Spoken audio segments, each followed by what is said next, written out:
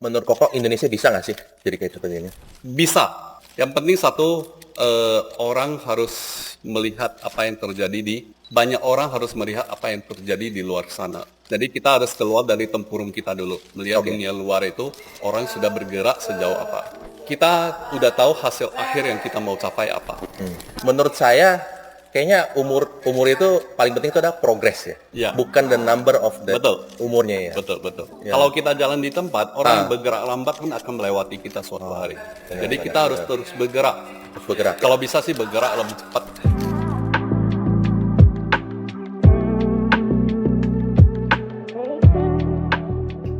Ko Awi, Yap. welcome to Vietnam. William, yap. Ya. Thank you. Aduh, kita udah 4 hari kayak gue ya. Iya, 4 hari. 4 hari kita ya muter-muter ya.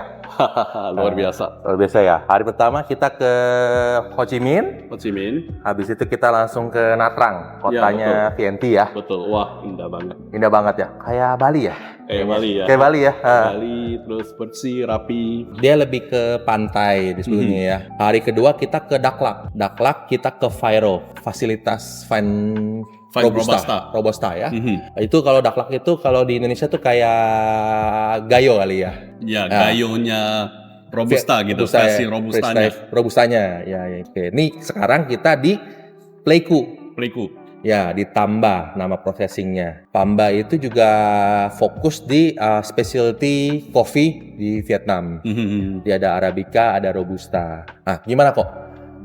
Ekspektasi Koko waktu datang ke Vietnam tuh kayak gimana? Ya, karena ini pertama kali saya ke Vietnam juga ya. Jujur ekspektasi saya itu awalnya tidak setinggi ini. Ini setiap hari itu surprise yang lebih dan lebih dan lebih. Ya, jadi hari pertama saya datang melihat pantai, pantainya itu begitu indah. Terus hari kedua kita pergi ke pabrik VNT ya. Dan wow, amazing banget kita melihat gudangnya begitu rapi, begitu terstruktur, pengoperasiannya dengan robot ya, dan lini produksinya itu yang dari hulu ke hilir gitu ya. Karyawan mereka itu yang rata-rata umur 30-an ya, sehingga memberikan banyak ide baru apa yang sedang terjadi di lapangan. Dan orang-orang yang seperti ini yang memang biasanya berani mengambil resiko, ide baru untuk jadi lebih baik ya. Untuk menjadi lebih baik. Dan itu menurut saya sangat bagus sekali. Kita juga melihat mereka mencoba banyak hal-hal yang baru, luar biasa.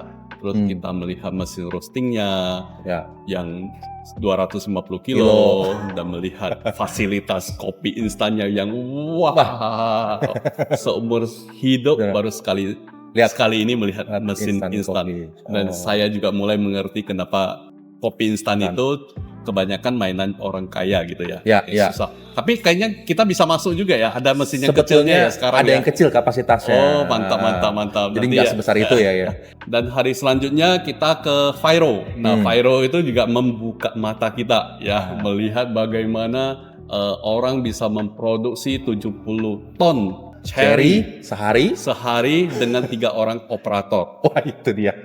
3 orang buat 70 ton per hari. Luar biasa gitu loh. Jadi dan ke Fairo juga kita melihat yang katanya mungkin tempat processing yang salah satu yang terkecil di Vietnam dan size-nya itu begitu besar gitu loh, dan fokus mereka itu sama, otomatisasi. Jadi kadang aku melihatnya aku pengen menangis.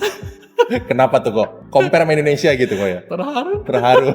Very impressive gitu. Oke. Dan luar biasa lah. Untuk saya datang ke trip ini sehingga kita tahu apa kekurangan kita. Sesuatu yang mungkin menjadi blind spot kita itu pada masa lalu. Sekarang kita tahu, oh ternyata orang sudah bergerak secepat itu. Berarti ini kebanyakan sisi sosialnya juga ya kok, dari orangnya sendiri juga berbeda kok ya, compare sama orang Indonesia ya. Iya. Wah, kemarin juga saya juga baru sadar, karena kan selama ini saya sering ke Vietnam tapi nggak pernah bareng sama orang lain. Orang lain tuh baru bilang, kok isi pabrik VNT muda semua. Terus waktu saya tanya, yang di atas dia umur 50 tahun cuma 2 setahu saya. Satu pabrik 250 orang cuma 2 yang tua. Dan itu pun gak tua-tua banget. Gak tua-tua banget ya. Masih oke lah ya. Wah, itu saya juga baru sadar, kalau nggak diingetin juga kayak oke. Menurut Koko, Indonesia bisa nggak sih jadi kayak seperti ini? Bisa. Yang penting satu, orang harus melihat apa yang terjadi banyak orang harus melihat apa yang terjadi di luar sana. Jadi kita harus keluar dari tempurung kita dulu, melihat dunia luar itu orang sudah bergerak sejauh apa. Kita udah tahu hasil akhir yang kita mau capai apa. Kita balik ke square one. Apa yang perlu diperbaiki? Pertama adalah mindset kita. Mungkin hari ini kita mau langsung otomatisasi sebagus ini mungkin tidak bisa. Tetapi kita bisa mulai dengan partial automation dulu. Ada part yang kita otomatisasi dulu. Tambah lagi hingga kita bisa melakukan efisiensi yang sangat luar biasa. Jadi dengan kita bukan mengurangi tenaga kerja ya, tapi dengan tenaga kerja yang kita ada sekarang, kita bisa mencapai hasil produksi yang lebih banyak. Saya jadi ingat dulu saya pernah dikasih tahu mereka itu VNT itu pernah datang ke Indonesia pertama kali tahun 1990.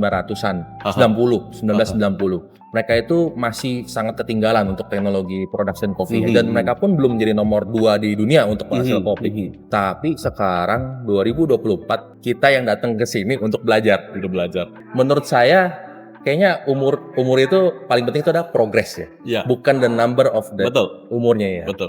Kalau kita jalan di tempat, orang bergerak lambat kan akan melewati kita suatu hari. Jadi kita harus terus bergerak. Kalau bisa sih bergerak lebih cepat. Berarti kita ketinggalan boleh. Asal nanti 20 tahun lagi apakah bisa lebih baik atau enggak ya. Betul. Nah, dan satu lagi ya, kalau kita melihat sesuatu yang wow seperti ini, kita jangan tidak termotivasi atau malah merasa frustasi. Malah kita harus merasa lebih termotivasi untuk mencapai apa yang bisa orang lain capai. Ibaratnya itu kita melihat orang memecahkan rekor dunia. Ya, berarti itu bisa dicapai manusia. Kita melihat orang mendaki puncak Everest. Berarti kita juga bisa harusnya. Harusnya bisa. Dengan mindset yang bagus, dengan latihan yang cukup, harusnya kita bisa mendaki puncak Everest. Oke. Menarik sih. Saya juga belajar banyak dari Ko Awi selama trip ini. Aku juga belajar banyak. Ko Awi daging banget lah isinya. Ini juga Wagyu.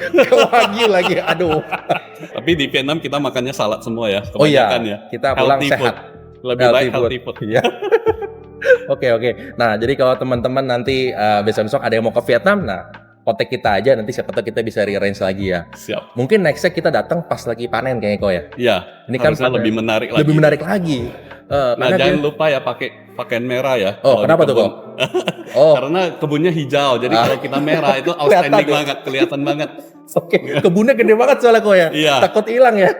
Kebunnya rapi lah. Kayaknya hilang nggak bisa lah. Hilang nggak bisa. Nggak bisa hilang lah. Tapi ya outstanding lah, kita jadi tampil sangat menarik dengan baju merah.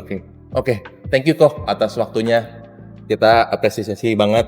Semoga nanti kita Indonesia bisa lebih baik lagi. Ya, saya juga berterima kasih kepada Ko Willy dan Ibu Mariska ya karena sudah mengundang saya ke sini ya. Siap, Pak. Dan it's 6 hari yang sangat full pack information. Oh really? And we happy too. Sangat berarti sekali untuk saya pribadi. Wah, kita senang banget Ko.